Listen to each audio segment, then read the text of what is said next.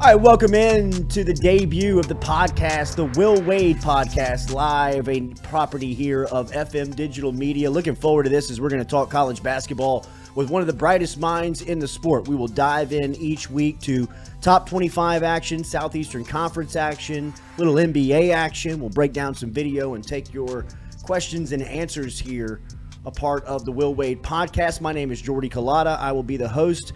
Our social media manager will be Noah Tingle. He'll be with us here. He'll be helping us out as well. We'll have a little bit of a video element that we'll bring in. And, of course, the name of the show, of course, is the Will Wade Podcast. And bringing him in via video each week, and he will join us now, is Will Wade. Salute to the General. Good morning, sir. How are you? Good to see you.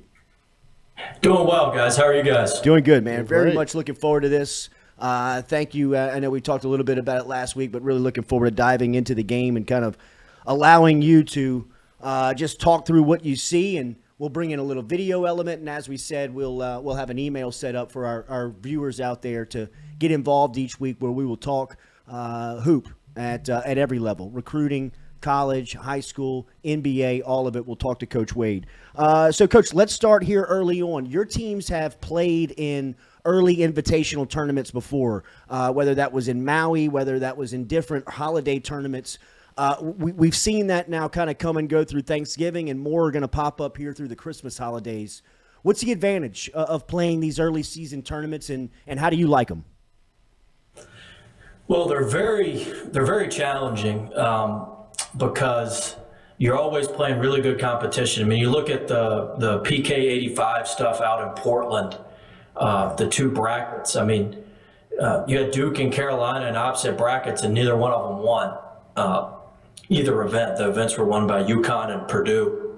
The Maui field was, I mean, there was, of the teams in Maui, 6 of them are Sweet 16 caliber teams that were out in Maui, and then there's any number of other MTEs that are really good, and it's hard to win. Now the benefit is it usually helps your net, because you're playing teams that'll be all quad 1 or quad 2 when you play them on a neutral court. I think today was the first, the initial net rankings were released.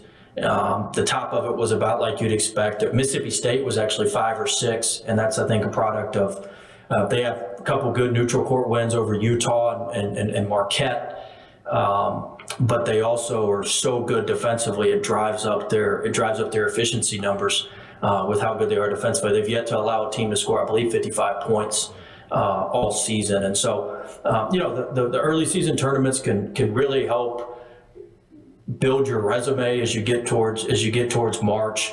And so, you always want to play in the best ones you could play in. And like I said, this year it just seemed like there were so many really, really good ones, especially with the PK 85 stuff out in Portland, which is tremendous. You can walk between the two arenas out there. You can walk between the Trailblazers where they play now and the old Veterans where they used to play. And so you can walk between them. It's easy to get to in terms of the fans between the two venues. And then Maui always has a phenomenal field, but I thought the field at Battle for Atlantis was good as well. Yeah. Tennessee beating Kansas for the championship there. And so it's always a tough balance when you go to those things.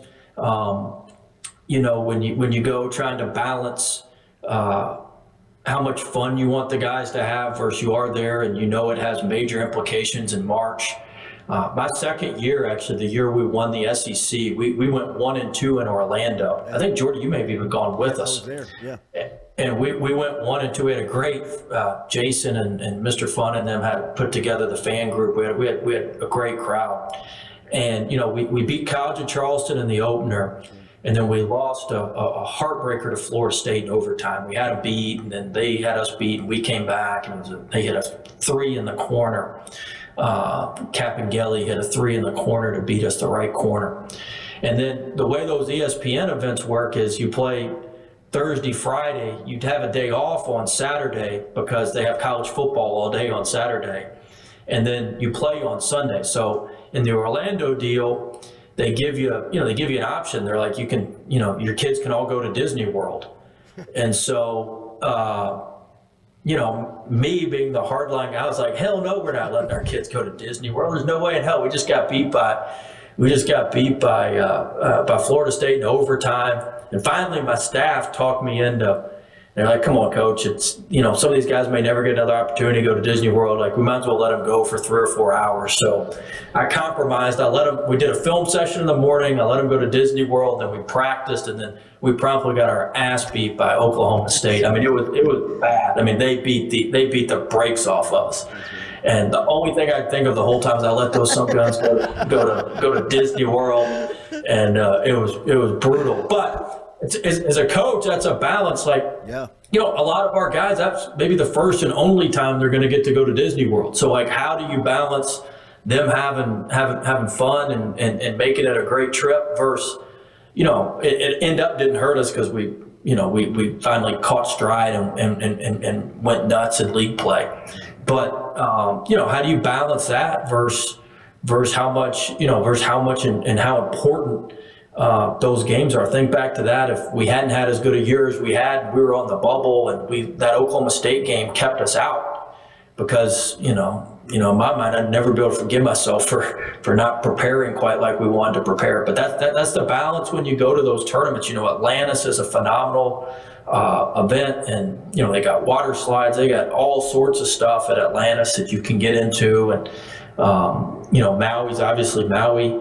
They do a tremendous job hosting it. They've got a luau. They've got your hotel's on a beach. You eat breakfast on a beach. Your meeting room, you can step out onto the sand from your meeting room. It's a unique experience. I hadn't been to the PK85. I've been to Portland. There ain't much up there, so I guess you can be a little more focused up there. There's not a whole lot to get into. They got a nice little waterfront district.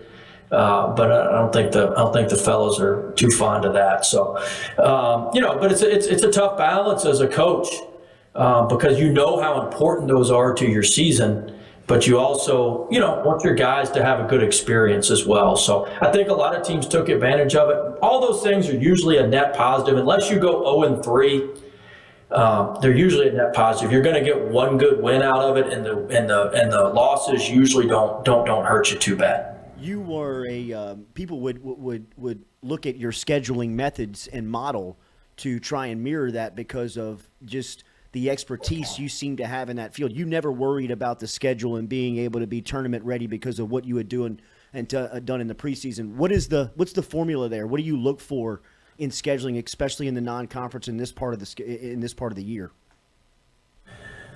Well, we had a formula, and so it's a delicate balance. I had a bunch of people that helped me. Now, I say this all the time. In coaching, I tell new coaches, call me all the time, ask me for advice.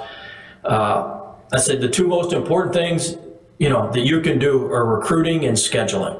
And so you need to have total control over that as a head coach. Oh, and by the way, the only place that coaches lie more than recruiting is in scheduling. So get your ass ready.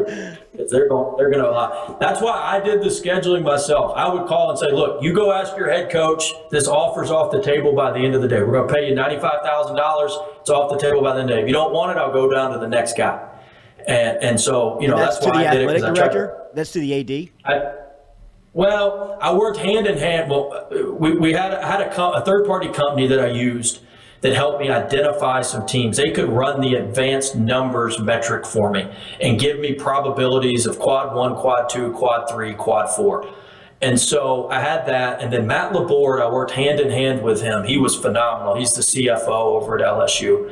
And I worked hand in hand with him, and I had to run a lot of stuff through him because he controlled the money, and I had to explain to him kind of why. But Laborde got really good. I mean, Laborde, he knows it backwards and forwards now. He would come to me and say, hey, this team's looking good. Why don't we look at them? I mean, he got good at it. But what you're looking for is you're looking to play quad 3 teams with quad 2 upside. You're looking to play quad 2 teams with quad 1 upside. So you're looking to play teams that have some upside if they have the year you think they're going to have. I'd never try to schedule more than 4 quad 4 games. We never wanted more than that, and you can't always control that. Sometimes we'd end up with 5, sometimes we'd end up with 6. But our perfect schedule would give us the opportunity to lose 12 games. I want to be somewhere between 11.5 and 12.5 losses. if we got that, we'd be squarely on the bubble, and I knew our strength of schedule would get us in. So, I mean, we had metrics on all of it. We spent a lot of time, but basically it's schedule at the top half of each quadrant and hope that they climb into the next quadrant. And then there's certainly some tricks you can use, like the game we played last year against Louisiana Tech up in Bossier. That was technically a road game for us, so that bumped Louisiana Tech up a quadrant for us. And so there were some different things that we could do to help put the data in our best interest. But we spent a lot of time on it because, like I said, I thought the most important thing is obviously getting good players. The second most important thing is giving those guys a good schedule. And there's a lot of stuff that goes into it. There's a lot of politics and scheduling with TV and with event promoters. There's a lot of stuff that goes into it. And people would always, well, why don't we go here and play here? Well, it's not that easy. Like they've got other teams, they've got other brands. That's why getting that travel group together was so big for us. A lot of it's done on how many fans you can bring, how many tickets you can sell. That's important to the event promoters. And so, there's just a lot of factors that go into those, to getting into those tournaments, getting into those neutral site games. You're getting into an area now or a time now where there's a ton of neutral site games kind of leading into Christmas. And I know the fans would rather have home and homes, but you got to look at the neutral sites as you got a better chance to win, and you can usually get the same quad. Like you can play a quad one neutral the same way you could play a quad one home and road. And so the bang for your buck is pretty good on those neutral court games. Trying to get into them. And so you've got a bunch of those coming up. You got a big one this weekend coming up in Atlanta. There's a big one at Barclays Center this weekend where Maryland's playing Tennessee, which will be a premier matchup. And so you've got a bunch of those. Texas A&M and Houston just played and won the Battleground in outside of Dickies Arena outside of Dallas.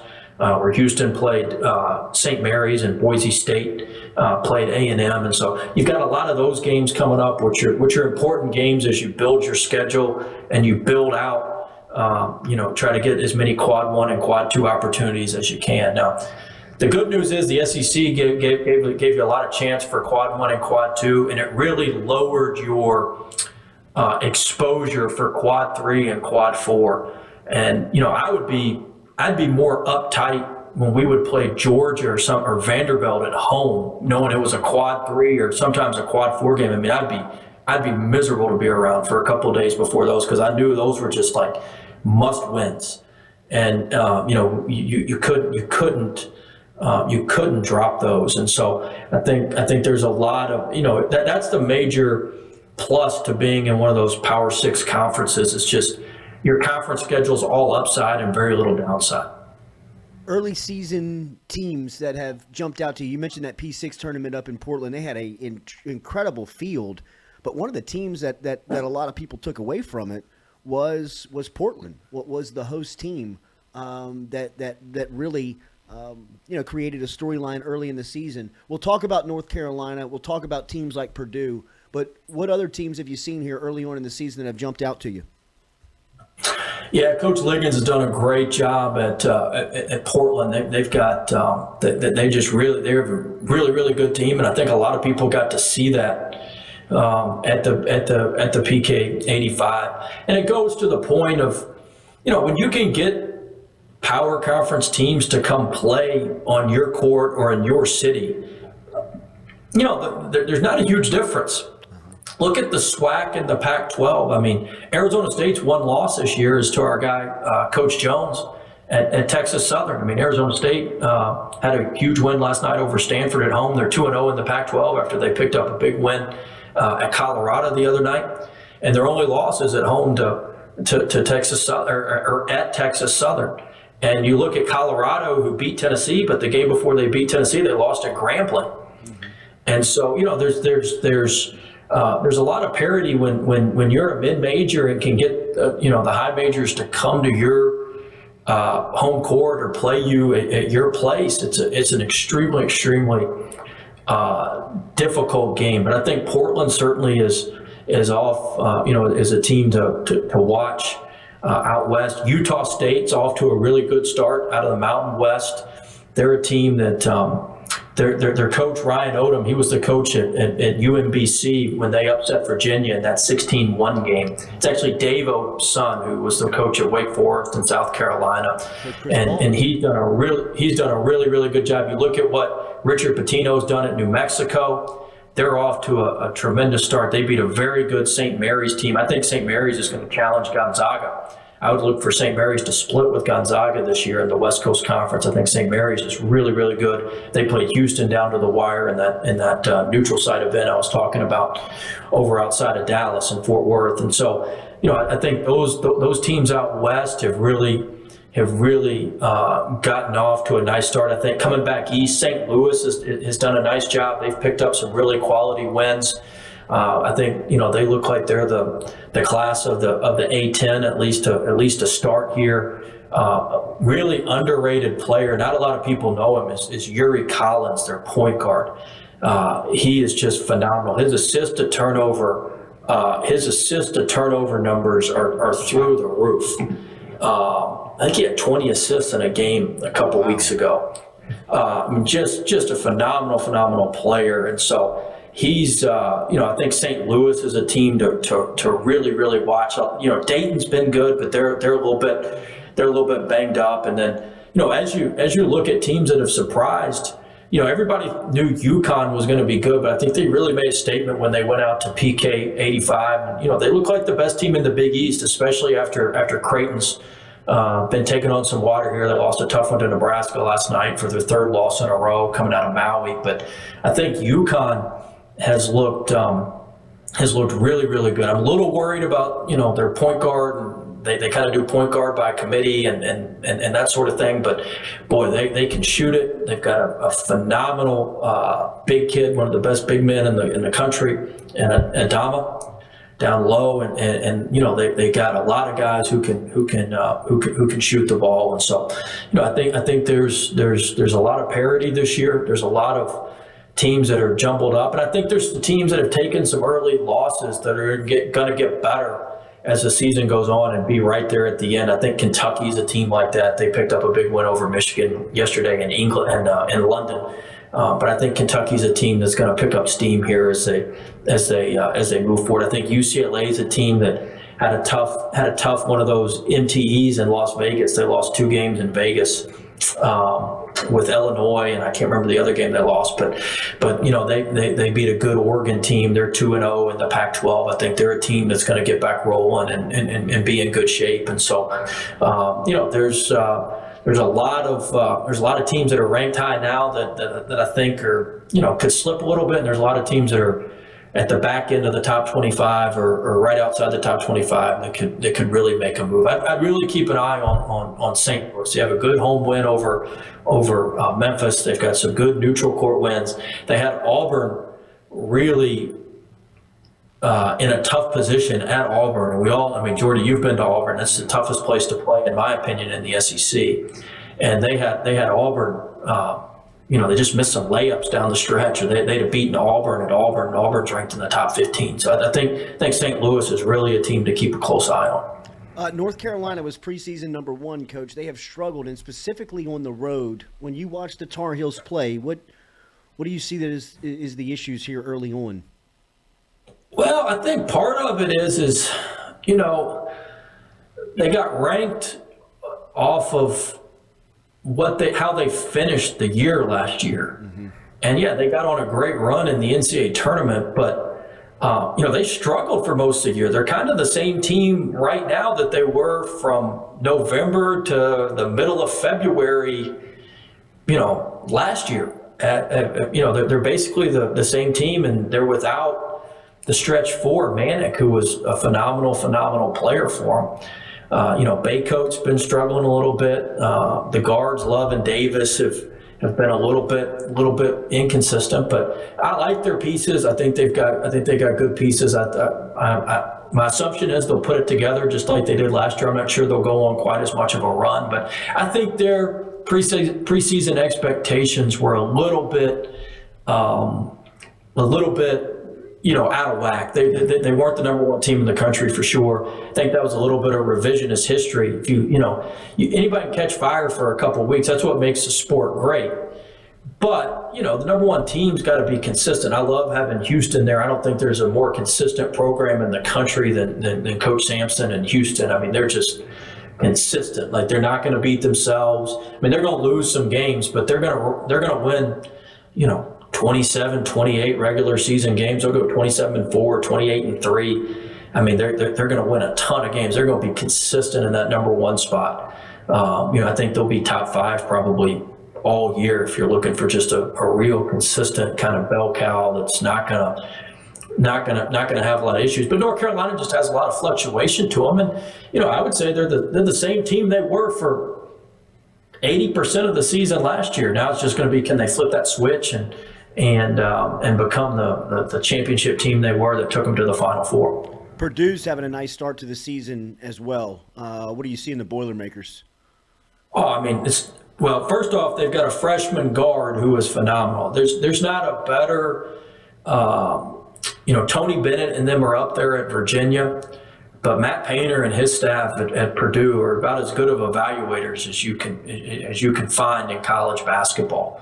I mean, they've got two freshman guards. The freshman point guard, he was ranked like 196th in the country, and he's a tremendous player. And Coach Painter called it in the preseason. You got to give him credit. He basically called it, I think, at Big Ten Media Days and said, you guys don't have any idea who this kid is, but he's going to outperform all these guys. But anytime you think of Purdue, I mean, you think of big men, in college basketball, you think Purdue, Kansas, Gonzaga, or at least that's what I do. I mean, those are the three best programs in the country, I think, in terms of producing big men and playing through big men. And then, Purdue's just loaded up front. I mean, I think if you took a National Player of the Year ballot today, probably Zach, their big kid, would win it. Coach Painter does just a phenomenal job with their culture. He runs incredible offense.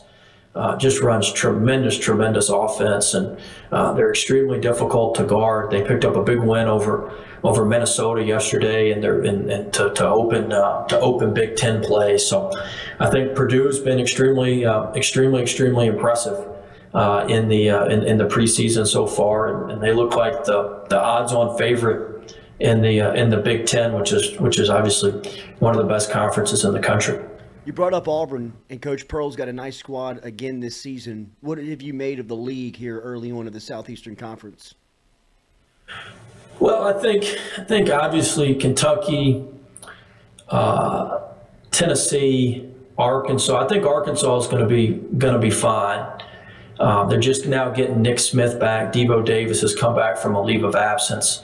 So I think they're going to be fine. I think Alabama's right there with those guys. I think those are kind of your top four right now. I think Auburn, Auburn's been winning, but they're not shooting the ball nearly as well as they've shot the ball in the past. If you look at their shooting numbers, they're way down. And so, they're going to need to shoot the ball more consistently. But I mean, I certainly wouldn't bet against Auburn losing any of their home conference games. I mean, they pretty much banked 9 wins with their 9 home conference. I mean, they're going to win 8 of the 9 for sure.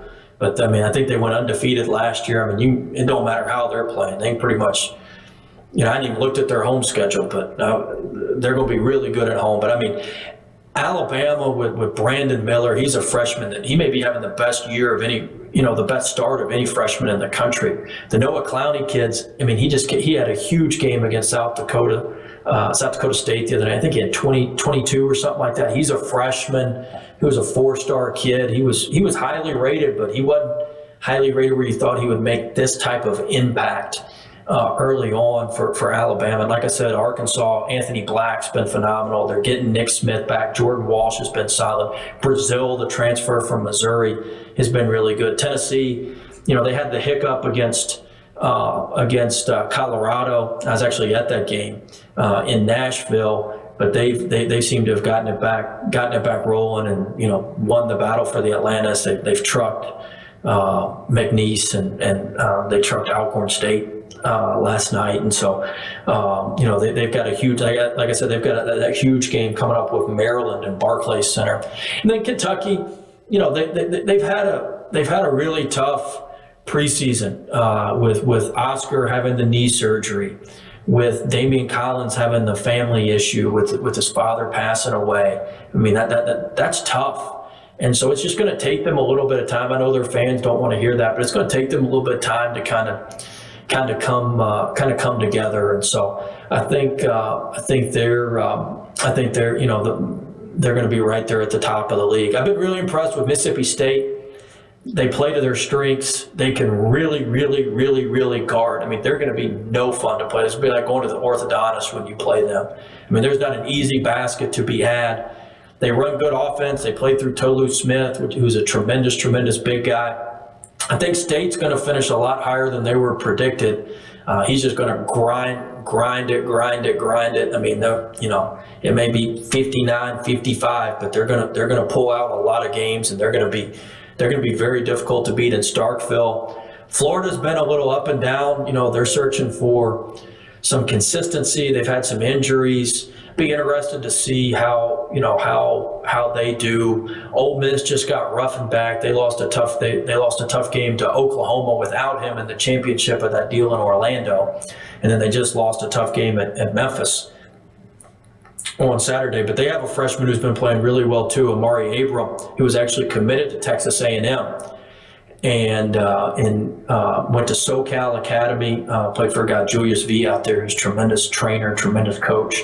And now he's at, he's done a really good job at Ole Miss. He didn't play real well against Memphis. And then I brought up A&M. They were a team that everybody's expecting. Once again, a team that played really, really well at the end of the year. They returned a lot of guys, but they've not gotten off to as good a start. They didn't play well in their MTE in Myrtle Beach. They went 1-2 in that MTE, and then they lost to a good Boise team, Boise team that'll finish, top 4 or 5 in the Mountain West.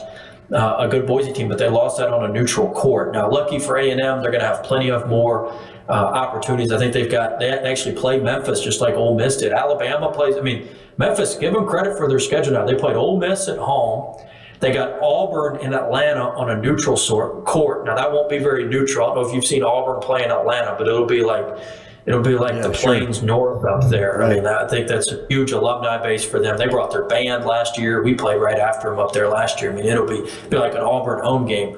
And then Memphis is playing Alabama at Alabama, and then Memphis has A&M coming to them, and Memphis is playing like half an SEC schedule. So A&M will have some opportunities to pick up some big wins, but they certainly haven't gotten off to as good a start as they needed to. And then one last thing, Missouri. They haven't played very many guys. They haven't played anybody. Their strength of schedule's not great. I think they got their border wars coming up. They got Kansas and Illinois coming up. So we'll see how they are. But they're off to a great. I mean, you can't do any better than beat the teams.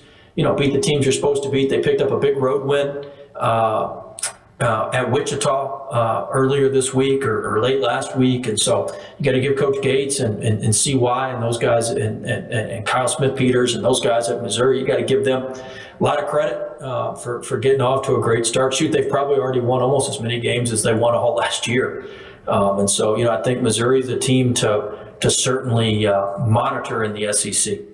Today opens up action in the transfer portal for football players as they're diving in there. What is it's active? Yeah, what is that like for a basketball coach? What does that dynamic do to it? Yeah, I didn't mind it. I mean, look, I felt like if you're a coach and you lose somebody you're not expecting to lose, you're not doing your job. Like, I don't think you should lose anybody that you don't want to lose or don't expect to lose. Now, I'm a little bit different, but a lot of people didn't quite see it that way. But I mean, I was never caught by surprise when somebody wanted to transfer, and half the time I told them, you probably do need to transfer. So I think the portal's good. I think it evens out all the market inequities. And so, there's kids on high major rosters that could be much better players on mid and low major rosters. They end up in those places. There are kids that the high majors miss that end up on mid and low major rosters that should be high major players. Everybody kind of ends up where they're supposed to end up off of this. And so I I got no issue with it. I think, you don't know your roster. It's not going to be set till May or June, but that's part of it. I mean, that's just the way it works now. And look, I mean, there's no secret that the players have a lot of the juice right now, and they're, have you ever known anybody to give back power? Right. I haven't. I've never met somebody that took a bunch of power and said, "Oh yeah, let me just hand that back to you. I don't really like it. That's no fun." And so, like, my point is, it ain't going back. Yeah. I mean, it's not going back. Nobody gives back power. There's nobody in the history of mankind that's taken power and then just kind of handed it back willingly. And so, I think that's where we are. That's where it is, and everybody's got to get used to it. But it evens out a lot of stuff, and I think it's good for the players. It gives some guys a fresh start, and gives some guys a fresh outlook on things, which can be really, really good. Will Wade, we will have a question and answer element to this, where we will invite your questions in. Right now, you can just email them jordy@fm.co. That is EFFEMM.co. We'll have an email set up for this show that we will bring questions in. If you want to hear about something specifically, about a specific player, team, that we can get to Coach Wade, we will do that in the future. We do have some video that we want to get to, Coach.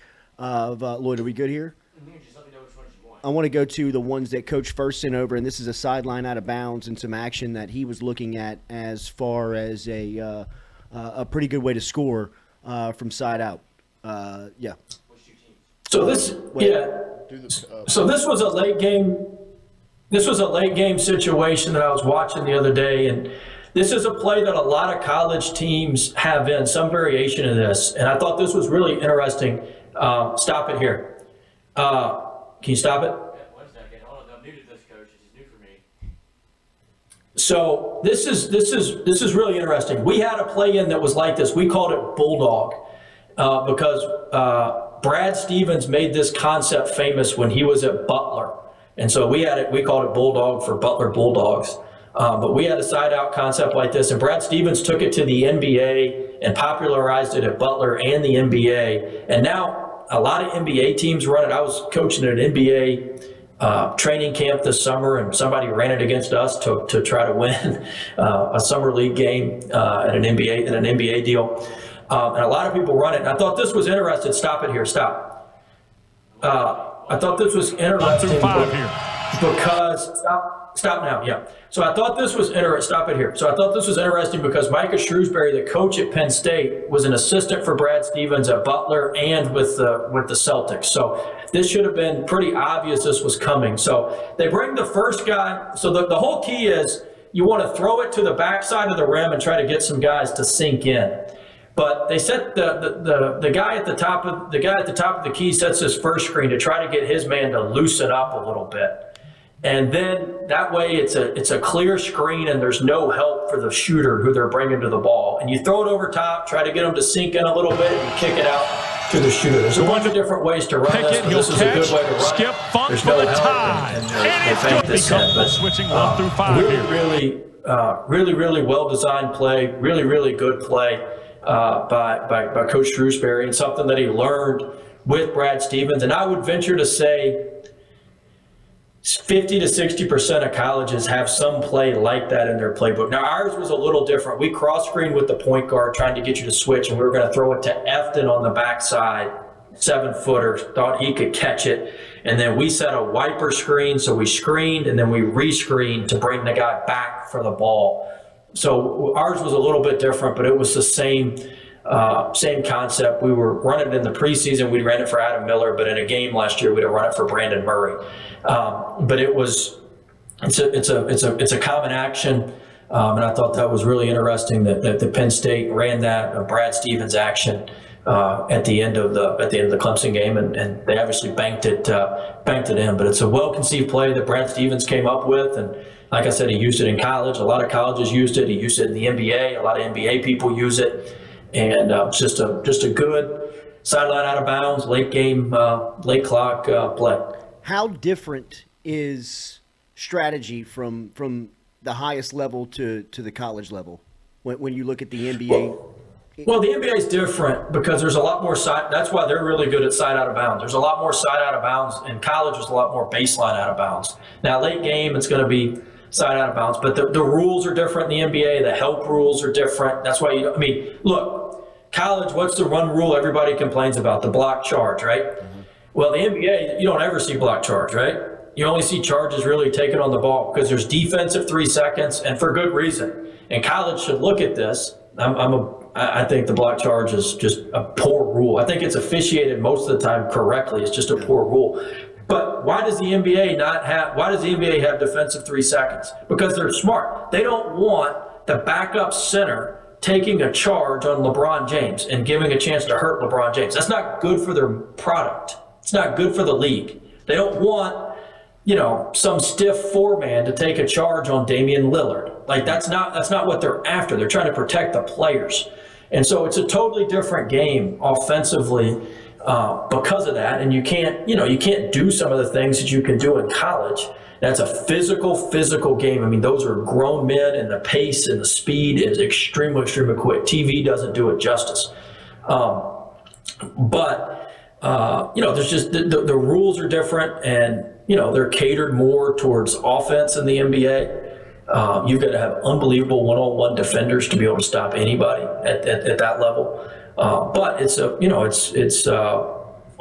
it's well thought out why they do what they do, and I think college could learn a few things from some of their rules. Coach Will Wade, the debut of the Will Wade podcast. Cool stuff, diving into some college action, diving into some top 25, his thoughts of early on season here of college basketball and NBA. Some really cool things that we'll be diving into, some video elements as well, Coach. This was a cool first episode. We are very much looking forward to doing this more into the future. Every Monday, we will have it airing at 1 o'clock right here, a part of FM Digital Media, and that'll, of course, have its own social media. It'll have its own YouTube channel where you can find all of the breakdowns, and Noah will be our social media manager on this, and we'll be cutting up all of the clips, and we'll have all of this out there. A lot of good stuff that we can get into, from recruiting, the transfer portal, to scheduling, to some of the things here early on. So, Coach, good first show. Thank you for your time today, and we'll see you next Monday. A lot of fun. Thanks, guys. We'll do it again. There he is. All right, bro.